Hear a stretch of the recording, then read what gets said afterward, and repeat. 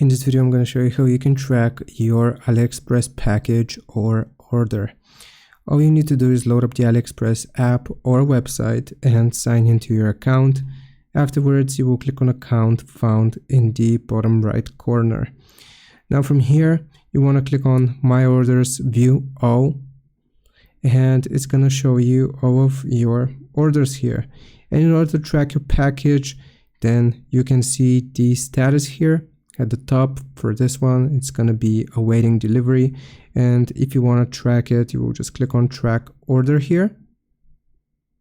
And it's going to show you all of the steps and things your order has gone through. So you can see your tracking number, and the delivery date is going to be an estimate.